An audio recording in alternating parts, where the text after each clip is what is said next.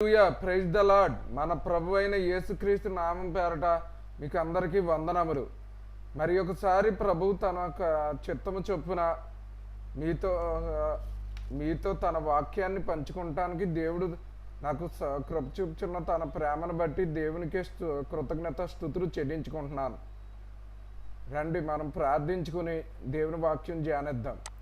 పరలోకమందున్న మా తండ్రి, మహాపరిశుద్ధుడ, మీ ఘనమైన శ్రేష్టమైన అతి పరిశుద్ధమైన నామాన్ని బట్టి నాయన మీకే వందనములు స్తుతులు స్తోత్రాలు చెల్లించుకుంటున్నాను. నాయన యేసుప్రభ, నాయన ఈ ఉదయకాల సమయమునందు నాయన ప్రభ మరి ఒకసారి నాయన ప్రభ మీ సన్నిధిలో గడపటానికి నాయన ప్రభ మీరు ఇచ్చిన ఈ గొప్ప తరుణాన్ని బట్టి నాయన ప్రభ సమయాన్ని బట్టి నాయన మీకే స్తుతులు చెల్లించుకుంటున్నాను. నాయన యేసుప్రభ, నాయన ఉదయం అంతా నాయన ప్రభ ఇవి చేస్తూ టైం వేస్ట్ చేసినందుకు క్షమించి నాయన ప్రభ తండ్రి, నాయన ప్రభ ఇప్పుడు నాయన మీ వాక్యం చెంతకు వచ్చి ఉండగా నాయన ప్రభ మీ ఆత్మతో అభిషేకించి నాయన ప్రభ బలపరిచి వాడుకొని నాయన ప్రభ తండ్రి, నాయన మీ వాక్యములోని మర్మాలను నాయన ప్రభ తండ్రి, నాయన ప్రభ బోధించుండగా నాయన ప్రభ తండ్రి, నాయన అవి జనులకు గ్రహింపవునట్లు నాయన ప్రభ వాళ్ళ హృదయంలో కార్యం జరిగినట్లు, వాళ్ళు సత్యాన్ని గ్రహించుకున్నట్లు వారి మనోనేత్రాలను తెరవండి నాయన ప్రభ.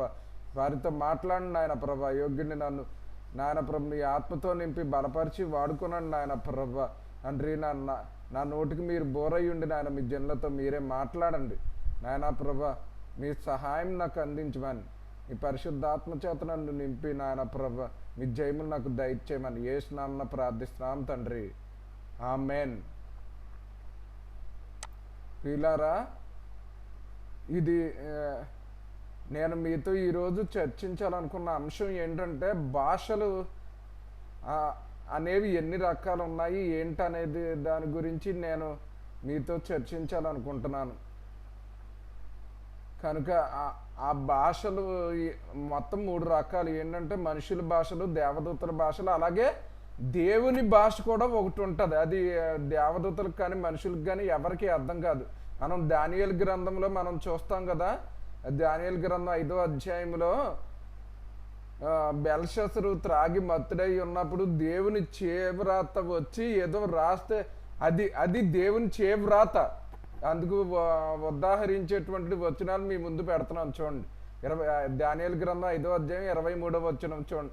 నీ ప్రాణమును నీ సకల మార్గములను ఏ దేవుని వశమున ఉన్నవో ఆయనను నీవు గణపరచలేదు, కావున ఆయన ఎదుట నుండి ఈ అరచేయి వచ్చి ఈ వ్రాతను వ్రాసెను.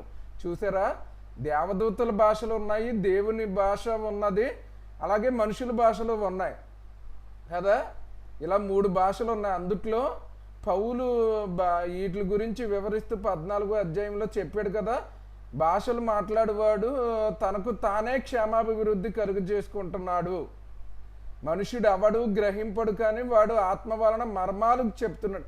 అది ఏ భాష అంటే ఖచ్చితంగా ఇది దేవుని భాష. అది ఏంటంటే అది మీకు అందరికీ ఒకటి క్లారిఫై చేయాలని నేను భావిస్తున్నాను. అది ఏంటంటే ఆ భాషలు మాట్లాడే వరం ఉంది, కానీ ఇది ఆ వరం ఏంటంటే మనం ప్రసంగించేటప్పుడు గట్రా భాషలు అది వరంతో సమానం. అలాగా దానికి మనకి ట్రాన్స్లేషన్ అనేది అవసరం. అంతేకాని ఇప్పుడు మనం వ్యక్తిగతంగా పర్సనల్గా ఉండి దేవునితో గడిపేటప్పుడు ప్రార్థించేటప్పుడు మాట్లాడే భాష అది వేరు, అది ప్రార్థనా భాష. అది ఏంటంటే మీకు కంప్యూటర్ నాలెడ్జ్ ఉంటే తెలుస్తుంది. మనం ఇన్పుట్ కింద ఒకటి టైప్ చేస్తాము, కానీ సిస్టమ్ ఇంకోటి తీసుకుంటుంది. అలాగే అదొక కోడ్ భాష. అలాగే ఈ ప్రార్థనలో ఉచ్చరించే భాషలు ఏంటంటే అది దేవునికి మనకి మధ్య ఉండే, అది ఇంక ఎవరికి తెలియదు. ఈవెన్ మాట్లాడే మనకు కూడా ఏంటన్నది తెలియదు. అందుకే మర్మాలు పలుకుతున్నా.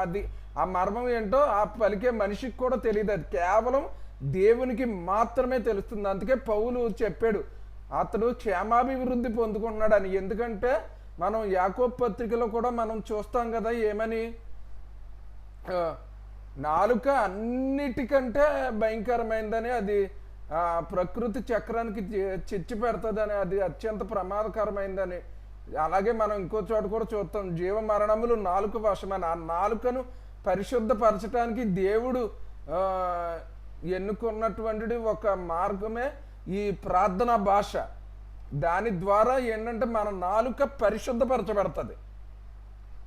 అప్పుడు మన నోటంట ఆ చెడ్డ మాటలు అవి ఏమీ రావు.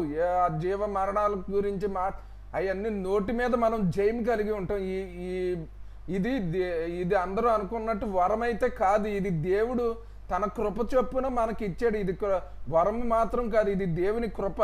ఎందుకంటే మనిషి నశించకూడదు అనేది దేవుని ఉద్దేశం అయి ఉన్నది. అలా నశించకూడదంటే ఎందుకంటే అక్కడ చెప్పారు కదా, ఒకడు తన నాలుకను స్వాధీనము చేసుకుంటే సమస్త విషయాల్లోనూ జయము పొందుతాడని. అవును, ఆ నాలుక డేంజరస్. అది కంట్రోల్లో ఉండాలంటే మనకి ఇది అవసరమని దేవుడు ఇది అనుగ్రహించాడు. అందుకని పెంతుకొస్తున్నాడు మనం చూస్తాం కదా, అగ్ని జ్వాలల వంటి నాలుకలు విభాగింపబడినట్టుగా కనబడి వారిలో ఒక్కొక్కని మీద వ్రాలగా వాళ్ళు పరిశుద్ధాత్మతో నిండుకొనిరి అని.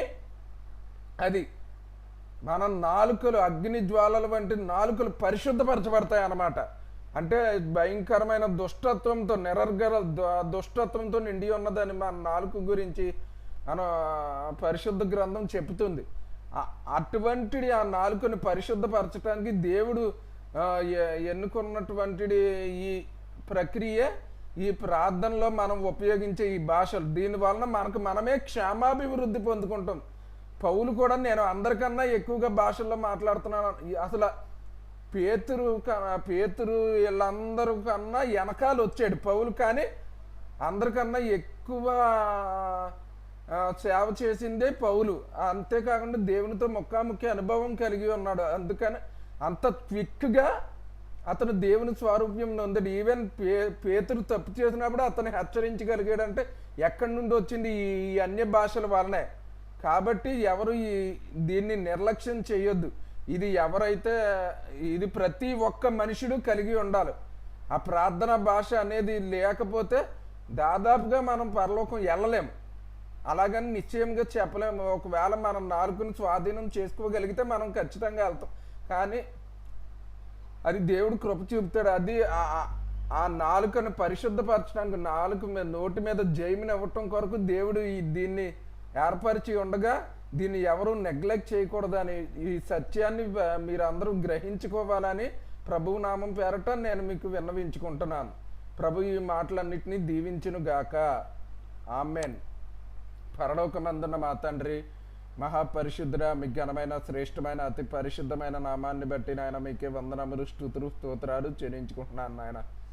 యేసు ప్రభా, నాయన ఈ ఉదయకాల సమయంలో నాయన ప్రభా మీ మాటలను ధ్యానించి ఉండగా నాయన ప్రభా తండ్రి, నాయన మాటల్ని నాయన మా హృదయాల్లో ముద్రించి నాయన ప్రభా సత్యాన్ని గ్రహించుకునేటట్లు నాయన విన్నవారి మనోనేత్రాలను వెలిగించి నాయన ప్రభా సత్యాన్ని గ్రహించుకుని విధేయులగునట్లు నాయన ప్రభా మీరే సహాయం దయచేయండి.